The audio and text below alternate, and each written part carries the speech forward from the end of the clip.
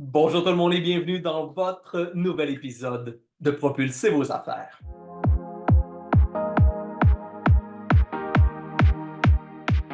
Cette semaine, j'avais envie de vous parler de stratégie. Pourquoi de parler de stratégie? Tout simplement parce que sans stratégie, il est difficile d'innover. Il est très difficile d'évoluer et faire face aux changements que nous vivons actuellement dans notre économie actuelle. Il est très difficile de dépasser nos limites et à l'ultime, évidemment, d'atteindre des nouveaux sommets. Mais souvent, on va parler en entreprise de planification stratégique, de stratégie d'affaires. Qu'est-ce qu'on veut véritablement dire? C'est quoi de la stratégie ou c'est quoi avoir un sens stratégique? Ben, selon moi, la stratégie nous oblige immanquablement une prise de recul, un moment de réflexion, une prise d'altitude. Pourquoi? Pour nous permettre d'avoir plus de perspective, d'avoir une vision globale de notre organisation, du marché, des concurrents, et d'être en mesure à partir de là de relativiser. Pourquoi? Pour à l'ultime trouver la voie la plus rentable, la plus efficace ou encore tout simplement la voie la préférée pour nous permettre de stimuler la croissance de notre organisation pour, comme je le mentionnais précédemment, atteindre de nouveaux sommets. Mais la stratégie nous oblige une chose très importante, un moment d'arrêt, de réflexion et de visualisation. Oui, de la visualisation. Pourquoi? Parce que de la stratégie nous oblige à débuter par la conclusion.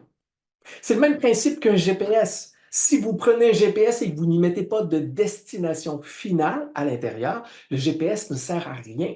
Si vous essayez de mettre de la stratégie dans votre organisation sans savoir où vous allez, vous ne faites pas de la stratégie. Parce que très souvent, ce qu'on va faire en entreprise, c'est qu'on va essayer de bâtir notre succès, ce qui est tout à fait légitime et normal. Mais à la base, on doit connaître la direction, la destination qu'on veut avoir afin de bâtir une stratégie pour atteindre cette destination-là, pour atteindre cet objectif. Alors, je vous le répète, de la stratégie nous oblige de débuter par la conclusion pour réfléchir à rebours quel chemin est le meilleur à prendre pour atteindre la destination souhaitée. Pour moi, c'est ça, de la stratégie, c'est aussi simple que ça. Mais trop souvent, on vient mêler le volet stratégique avec toutes sortes de données qu'on peut appeler d'affaires, de croissance, de marketing. À la base, simplifions le tout. La stratégie, c'est un recul nous permettant de savoir où on veut aller et quelle est la meilleure voie à prendre pour s'y rendre. Arrêtons là, aussi simple que ça.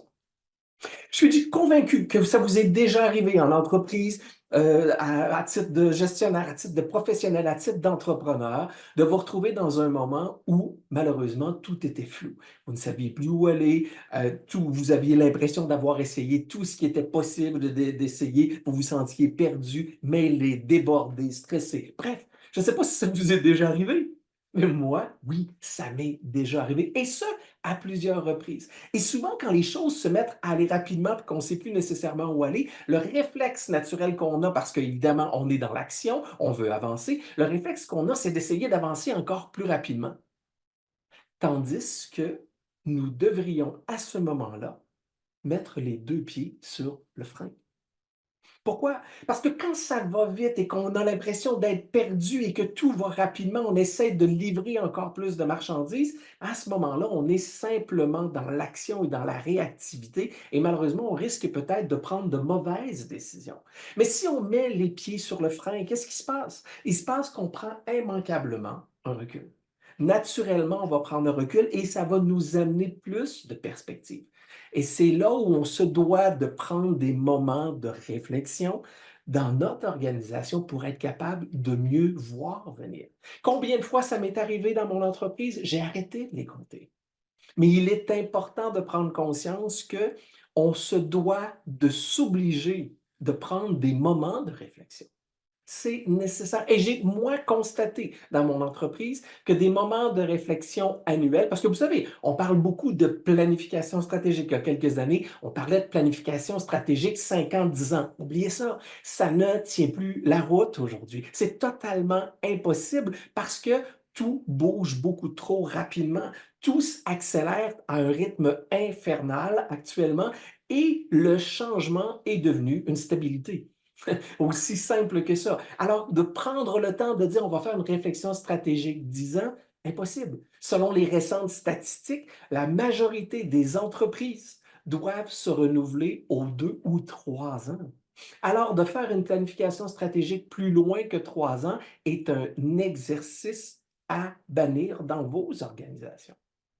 Alors, c'est là où il est important de prendre des moments de recul pour dire, OK, quelle est effectivement la voie la meilleure pour atteindre ce que je veux atteindre? Mais immanquablement, on se doit de reviser cette voie-là, d'ajuster le tir pour être en mesure de savoir est-ce qu'on est toujours dans la bonne direction et est-ce qu'on se doit immanquablement de changer nos actions, nos stratégies, nos gestes, nos réflexions pour être en mesure d'atteindre ce que l'on veut atteindre. Donc, la réflexion stratégique, pour moi, elle est nécessaire plus qu'annuellement. J'ai constaté, moi, dans mon entreprise, que faire une réflexion stratégique 1 fois par année, c'était extrêmement important. Mais avec les dernières années, j'ai constaté que je devais le faire de façon beaucoup plus fréquente.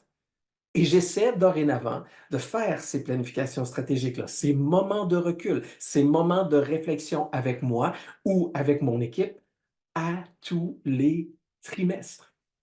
Et là, les gens vont dire, ben Vincent, ça n'a pas de bon sens, ça va beaucoup trop vite, on n'a pas le temps de prendre ce recul-là. Non, vous n'avez aujourd'hui plus le temps de ne pas prendre ce temps. C'est nécessaire de prendre du temps pour prendre un recul et voir vers où vous voulez aller et est-ce que vous êtes toujours sur la voie que vous vouliez avoir. Alors, ce que j'ai envie de vous proposer aujourd'hui, c'est 10 questions pour vous permettre de prendre du temps avec vous, 10 questions pour vous permettre de réfléchir individuellement, collectivement, faites-le comme vous voulez, mais 10 questions qui vont vous permettre de prendre ce moment de recul nécessaire pour définir si la stratégie que vous utilisez actuellement est la bonne ou si vous devez trouver de nouvelles stratégies à mettre en place pour la réussite de votre organisation. Alors, allons-y tout de suite avec ces 10 questions. Première question.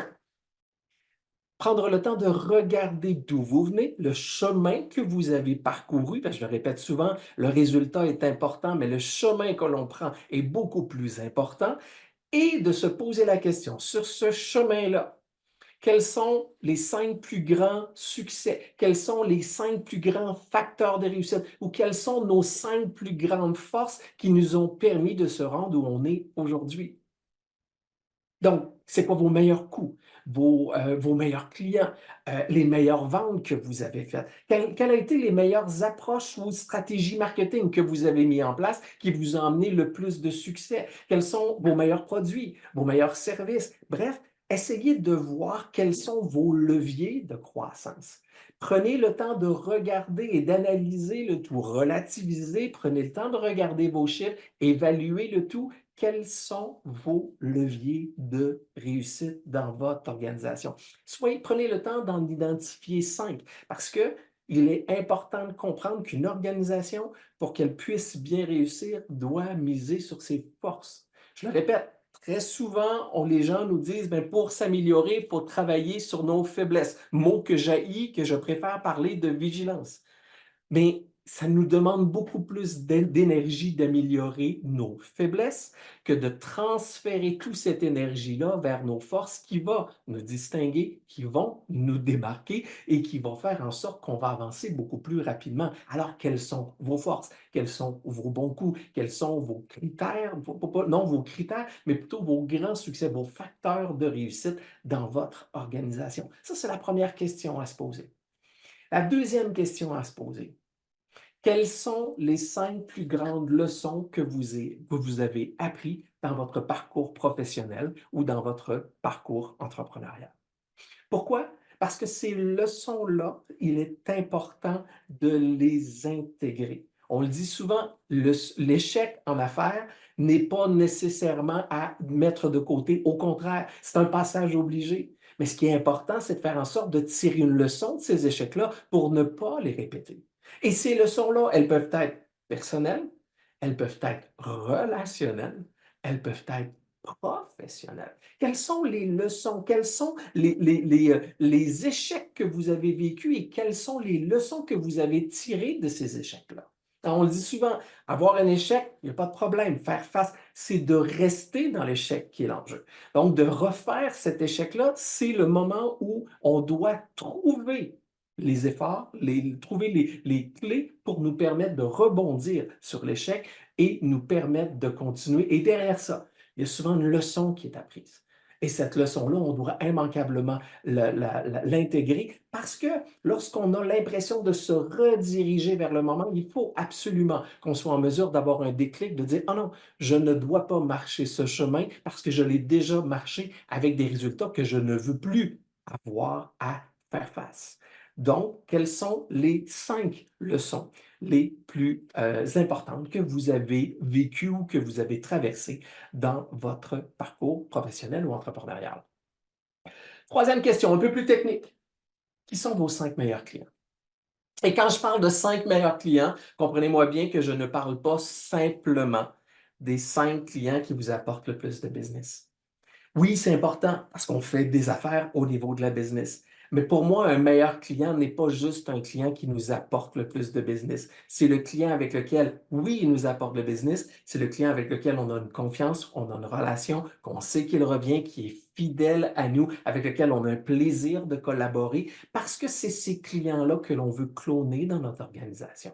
Parce que derrière ces 5 meilleurs clients-là, il y a un un modèle de client idéal que vous allez devoir identifier pour dire, OK, ben c'est avec ce client-là que je veux travailler. Et à partir de là, juste de prendre le temps d'aller voir derrière ces clients-là quels sont les produits et services qu'ils consomment peut orienter énormément votre réflexion stratégique vers où vous devez orienter votre organisation. Je ne vous dis pas de vous définir dans le regard de vos clients, mais je vous dis juste de prendre conscience que vos clients sont là pour vous orienter et pour vous donner des clés pour faire passer votre organisation à un niveau supérieur. Parce que je le répète souvent, sans client, il n'y a pas de business, c'est sûr. Donc, qui sont vos 5 meilleurs clients afin de vous aider à définir votre client idéal et savoir surtout à qui vous parlez? Parce que je le répète très, très, très souvent en blague, on ne parle pas à un président de compagnie de la même façon qu'on va parler à un prêtre ou à un gars de la construction. Et je suis pas dans le jugement quand je dis ça, absolument pas. Il n'y a rien de jugement. Au contraire, il y a une adaptation à notre clientèle. Et aujourd'hui, c'est un passage obligé. D'ailleurs, selon les récentes études sur l'expérience client, le critère de choix numéro 1 de l'expérience client au niveau consommation à travers le monde, c'est la personnalisation. Donc, plus on sera en mesure de mieux connaître notre client, plus on va le comprendre. Plus on va le comprendre, plus on sera en mesure de personnaliser notre approche en conséquence de qui il est et qu'est-ce qu'il recherche. Quels sont ses enjeux, quels sont ses défis, c'est quoi ses problèmes, quelles sont ses aspirations, quelles sont ses ambitions et quels sont ses rêves. Donc, hyper important de se poser ces questions-là. Quatrième question à se poser maintenant. Quelles sont vos 3 relations d'affaires ou qui sont les 3 partenariats les plus importants dans votre organisation? Parce qu'immanquablement, vous n'y arriverez pas seul. Faire des affaires, c'est une question de relation. Je l'ai dit et je le redis, c'est une question de relation. Qui sont vos 3 relations d'affaires les plus importantes ou les 3 partenariats les plus importants pour la réussite de votre organisation? Et peut-être que vous allez vous dire, ben, j'en ai pas 3. Voilà. Stratégie, quelle serait à ce moment-là la stratégie à mettre en place pour vous permettre d'avoir de la collaboration et de faire en sorte de développer des partenariats positifs pour votre organisation. Se poser ces questions-là vous amène immanquablement des pistes stratégiques pour vous permettre de faire évoluer et d'amener votre entreprise à de nouveaux sommets. Je vous le répète, vous n'y arriverez pas seul. Les partenariats, ça peut être pour vous des leviers de croissance, du référencement, de la complémentarité, bref, pour vous amener sur des sentiers peut-être que vous n'aviez pas envisagés dans votre organisation. Les 5, 6, 7 et 8e questions, on va tout y aller dans un, dans un même point, mais c'est quand même 4 autres questions que vous devez vous poser, c'est-à-dire, Qu'est-ce que vous devez arrêter de faire? Qu'est-ce que vous devez continuer de faire? Qu'est-ce que vous devez améliorer et qu'est-ce que vous devez commencer? Ça, là, c'est l'approche ACAC. D'accord? Hyper importante dans toute réflexion stratégique. Et c'est un exercice que moi, je fais faire annuellement à tous mes clients. Pourquoi? Parce que derrière ça, il y a une mine d'informations hyper importante qui nous permet d'avoir des outils stratégiques pour faire passer notre entreprise au niveau supérieur. Alors, je vous répète ces 4 questions-là qui sont, qui sont les 4 questions, ça veut dire 4, la 5, la 6, la 7 et la 8e question. Je vous le répète, qu'est-ce que vous devez arrêter de faire dans votre organisation? Qu'est-ce que vous devez continuer de faire dans votre organisation? Qu'est-ce que vous pensez devoir améliorer à faire dans votre entreprise? Et finalement, qu'est-ce que vous devez continuer, commencer à faire dans votre organisation? Arrêtez, continuez, améliorer et commencer. C'est ces 4 points-là qui sont hyper importants à se poser et tout simplement prenez une feuille, faites une croix au centre, vous avez 4 cadrans, arrêtez, continuez, améliorer et commencer. Prenez le temps de réfléchir. C'est un exercice d'une simplicité incroyable, mais avec un pouvoir immense. La 9e question que vous devez vous poser, quels sont, dans la prochaine année, les 3 dossiers principaux ou les 3 orientations principales auxquelles vous voulez concentrer vos énergies dans votre organisation? Hyper important. D'accord? Je fais souvent la relation à ce niveau-là avec la construction d'une maison. Lorsqu'on construit une maison et qu'on fait le plan d'une maison, on ne va pas décider où on va mettre le garde-robe de la chambre en premier. Absolument pas. Qu'est-ce qu'on va décider? Ce sont les pièces communes, c'est-à-dire le salon, la cuisine, la chambre principale. C'est ça qu'on va décider en premier. Mais dans votre organisation, quels sont ces dossiers principaux-là? Quels sont les dossiers majeurs sur lesquels vous voulez ou vous devez travailler? Quels sont les chantiers importants qui vont faire passer votre entreprise au niveau supérieur? Posez-vous cette question-là à haut niveau. Je ne veux pas que vous me répondiez quel est l'objectif que vous voulez atteindre. Non, dans quel secteur? Est-ce que c'est un secteur d'activité? Est-ce que c'est une nouvelle clientèle que vous voulez investir? Est-ce que c'est un nouveau produit ou service? Est-ce que c'est l'amélioration d'une offre de service que vous avez déjà? Quels sont les travaux majeurs, les chantiers majeurs, les 3 chantiers majeurs que vous voulez mettre de l'avant dans votre organisation? Et finalement, la 10e question, c'est que maintenant que vous avez ces chantiers majeurs-là, en fonction de tout, en fonction de vos forces, en fonction de vos leçons, en fonction des meilleurs clients, dans chacun de ces chantiers majeurs-là, quels sont les 3 objectifs fondamentaux que vous devez atteindre? Quels sont les 3 objectifs prioritaires que vous devez atteindre dans un espace-temps qui sera peut-être 1 an, 6 mois, à vous de le déterminer. Mais vous le savez qu'il est important de définir un espace-temps pour vos objectifs pour vous mettre à partir de là en place un plan d'action pour vous permettre d'atteindre vos objectifs.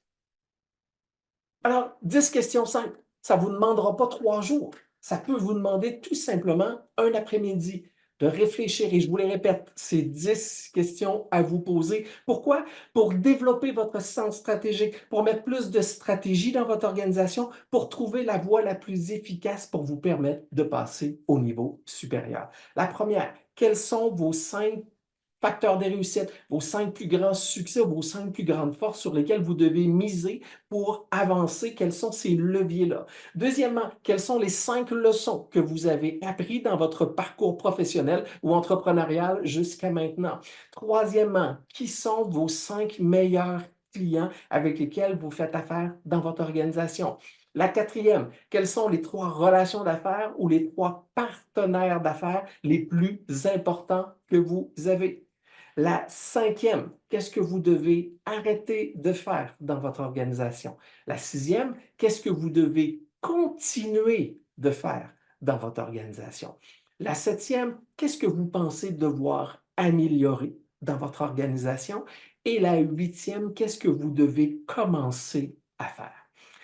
Pour arriver à la 9e, quels sont vos chantiers principaux, les dossiers, les 3 dossiers majeurs dans votre organisation que vous allez, pour le 10e, décomposer ces chantiers majeurs-là en 3 objectifs prioritaires à réaliser dans un espace-temps que vous déterminerez.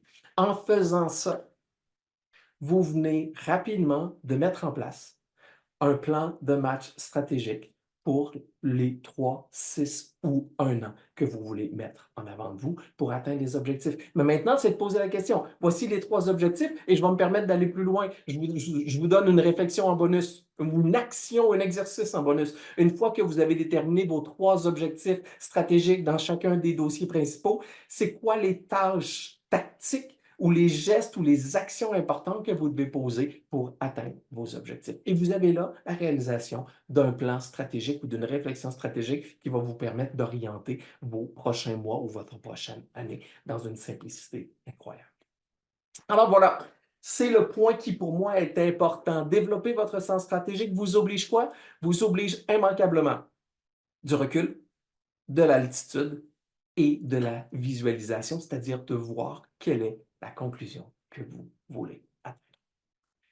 Si ça vous parle, si ça vous a amené beaucoup de réflexion et que vous avez apprécié, n'hésitez pas à partager, n'hésitez pas à mettre des commentaires ou à venir me poser une question, peu importe sur quel média vous avez soit entendu ou visionné ma capsule. N'hésitez pas à le partager également sur les réseaux sociaux, ça me fera un immense plaisir. Mais j'ai envie de vous entendre, je vous pose la question, répondez où vous voulez à partir de là, mais dites-moi, j'aimerais que vous me dites quel est pour vous le dossier majeur, le chantier majeur pour votre prochaine année dans votre organisation. J'ai super hâte de vous lire et si en mesure, je suis capable de vous donner quelques outils pour vous aider à réussir, bien évidemment, c'est le but de ma mission.